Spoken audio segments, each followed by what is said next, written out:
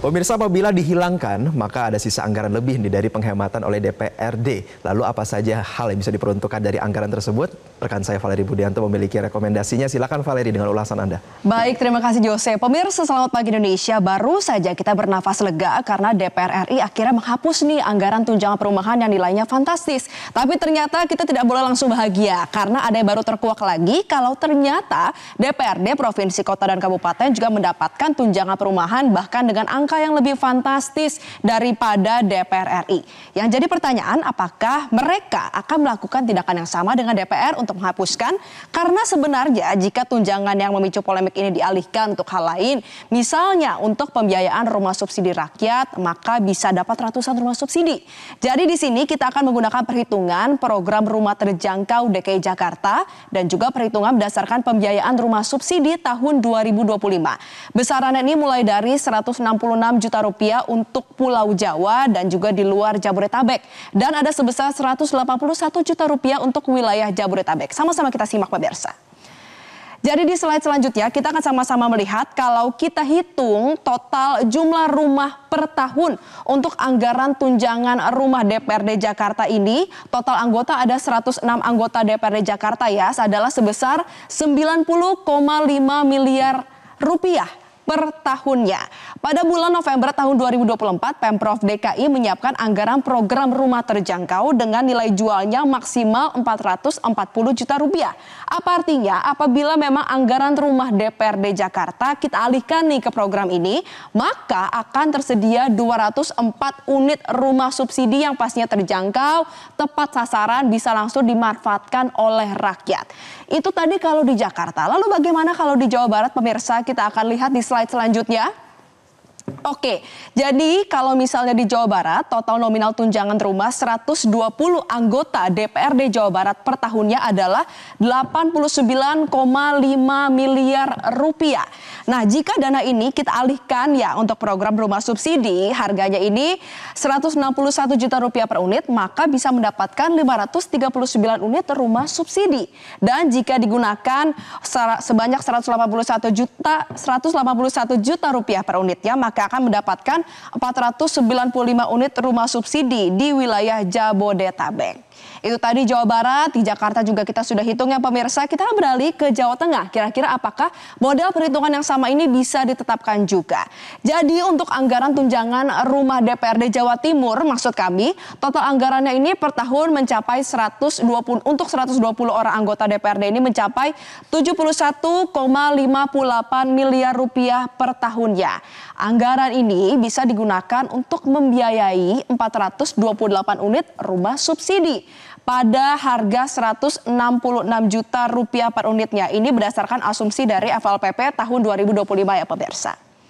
Oke, sekarang kita baru beralih ke wilayah Jawa Tengah. Kalau misalnya total anggaran per tahunnya ini untuk tunjangan rumah DPRD Jawa Tengah 120 orang adalah 70,361 miliar rupiah per tahunnya, maka jika dialihkan ke rumah subsidi akan terdapat 424 unit rumah subsidi dengan asumsi harga rumah subsidi ini 166 juta rupiah per unitnya.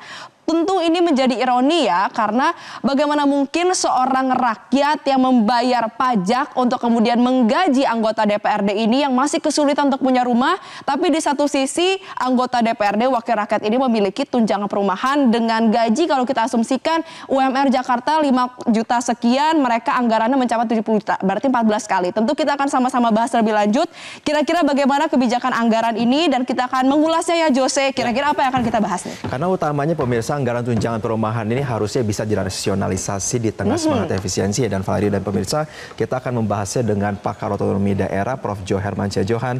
Prof. Jo, selamat pagi. Ya, selamat pagi Jose. Halo. Prof. Jo, kami belum melihat tampilan videonya. Oke, ya baik.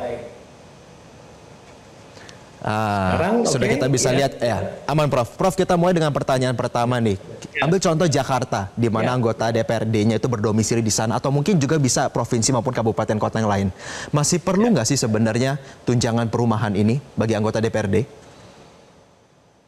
Sebetulnya kalau dilihat dari segi kebutuhan ya, nah kalau kebutuhan yang memerlukan rumah itu idealnya hanya para pimpinan dewan seperti kepala daerah, maka dia harus cepat dan bisa dekat dengan tempat kerja ya.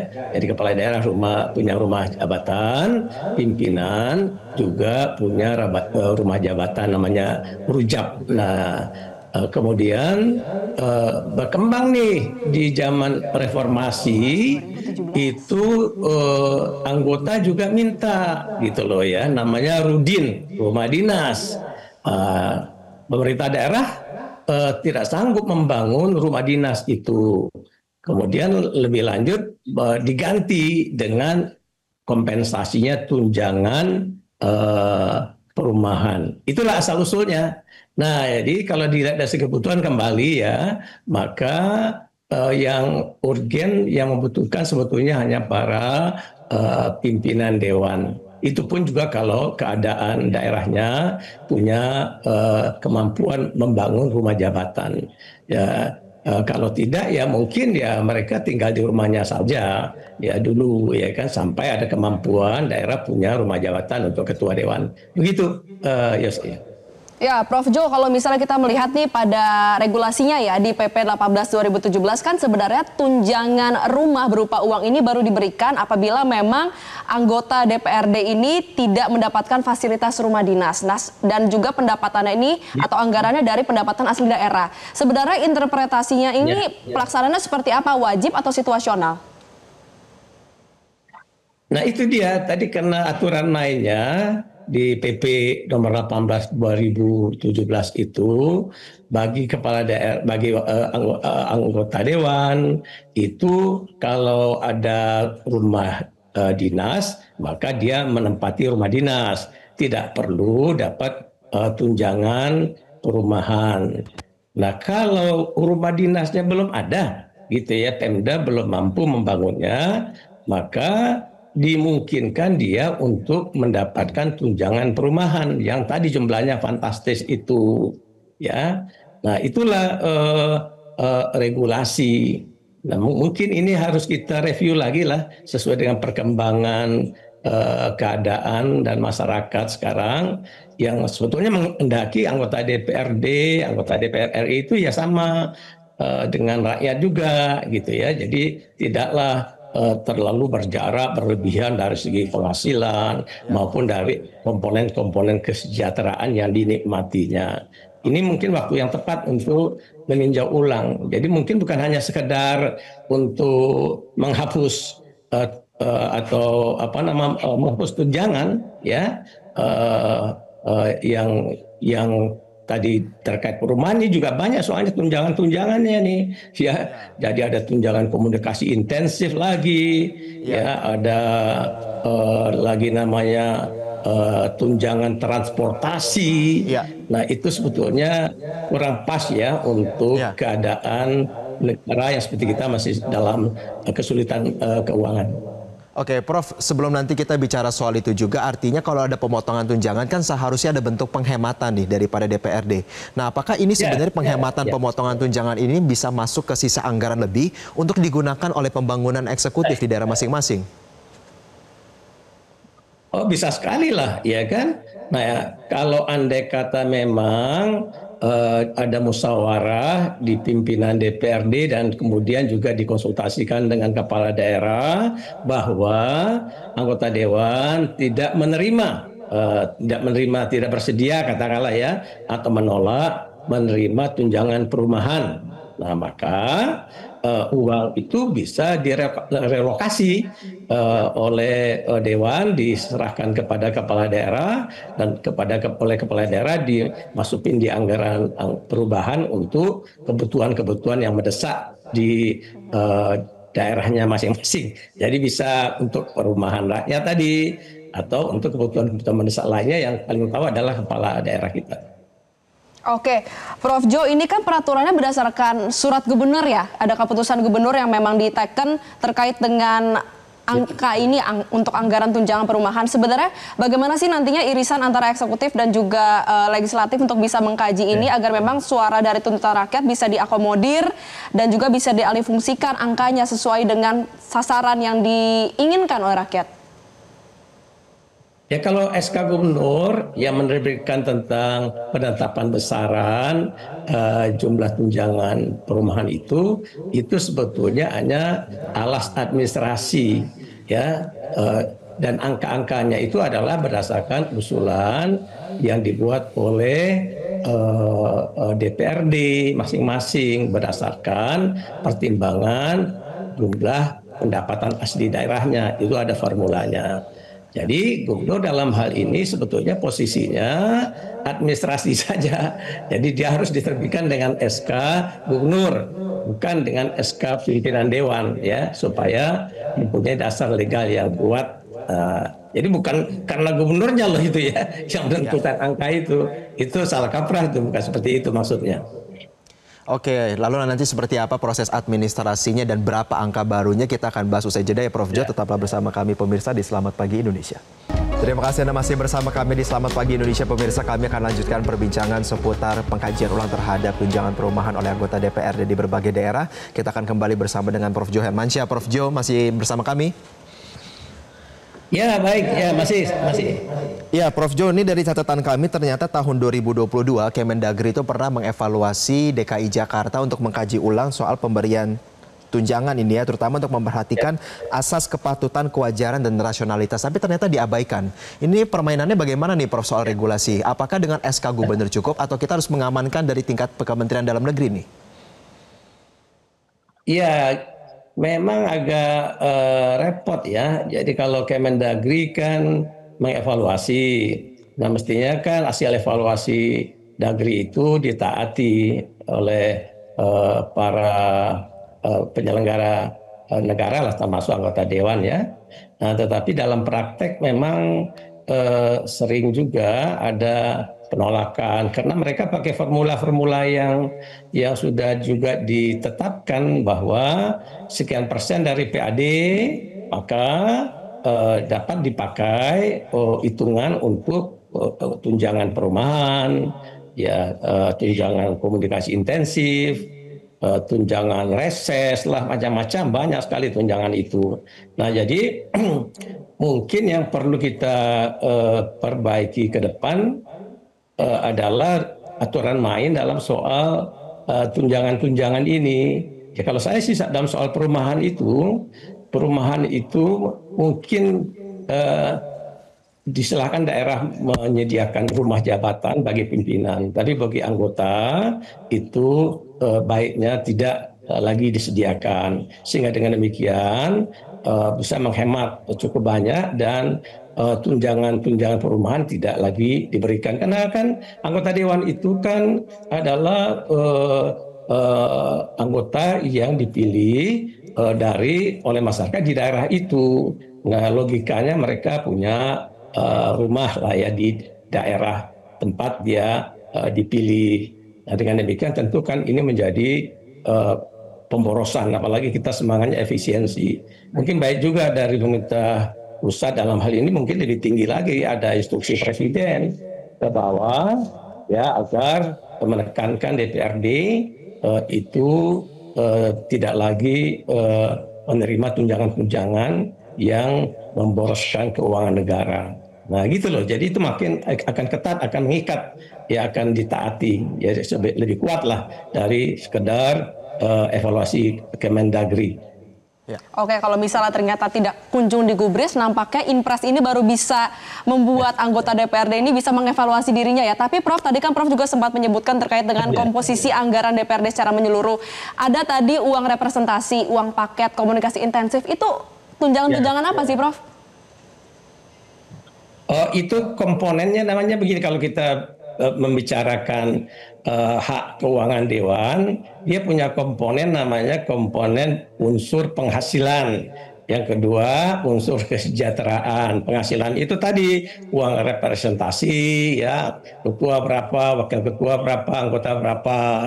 Lalu ada komponen penghasilan itu misalnya termasuk uang paket lah namanya, ya, uang untuk tunjangan beli beras, sama tunjangan keluarga dan lain-lain. Nah, komponen kesejahteraan itu antara lain yang kita diskusikan ini soal tunjangan perumahan kalau tidak ada rumah bagi anggota dewan atau pimpinan dewan. Dia dapat itu, dapat juga jaminan kesehatan, BPJS, medical check up, ya, tunjangan transportasi, ya, tunjangan apalagi tuh ya, tunjangan misalnya juga pemberian pakaian dinas dan sebagainya. Jadi cukup banyak betul ya kan, ini mungkin ini pola yang harus kita review kembali karena ini pola-pola yang saya kira tidak cocok untuk membangun model anggota dewan yang dekat dengan rakyat, ya, equal dengan rakyat, setara merasakan kehidupan rakyat juga, ya. Jadi ini sangat elitis dari anggota dewan kita. Nah, mungkin perbaikannya di sana kebijakan dan mungkin start dari soal perumahan ini. Nah, saya sarankan seperti tadi supaya diperbaiki lewat pintu komitmen dari presidennya kepada DPR RI sudah kan anggota dewan di nasional, tapi juga di tingkat lokal. Bayangkan itu jumlah daerah otonom kita 546 jumlahnya. Nah, itu kan uang cukup besar itu kalau tunjangan perumahan itu misalnya ditiadakan dan anggota dewan tinggal di tempatnya masing-masing, dan dengan demikian itu bisa direlokasi untuk kepentingan-kepentingan kebutuhan rakyat di daerah masing-masing. Ya, Prof, karena kalau soal bicara mengkaji komposisi rincian gaji ini ada salah satunya nih yang membuat saya bingung juga, tunjangan kehormatan. Artinya apakah kita perlu mengkaji ulang komposisi gaji ini? Jadi cukup gaji dan tunjangan saja supaya di hadapan masyarakat juga lebih akuntabel dan transparan, utamanya mudah dimengerti gitu loh, Prof. Iya, itu tadi. Ini kan banyak istilah-istilah yang berasal dari kosakata lama. Ada kritik presiden kemarin kan untuk BUMN tantiem apa itu artinya tantiem gitu kan, orang bingung kan.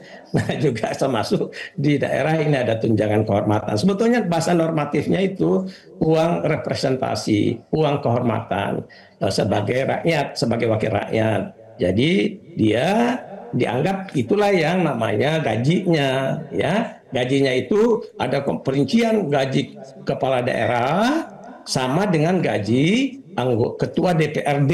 Nah, itu satu level tuh. Nah, nanti kalau yang lain pakai persentase, ya, anggota dapat 80% atau 70% dari representasinya ketua. Jadi ini pola-pola kayak gini juga harus diperbaiki. Ya, ini yang barang yang dari model praktek kita sejak lama yang nggak tersentuh oleh perbaikan dan perubahan.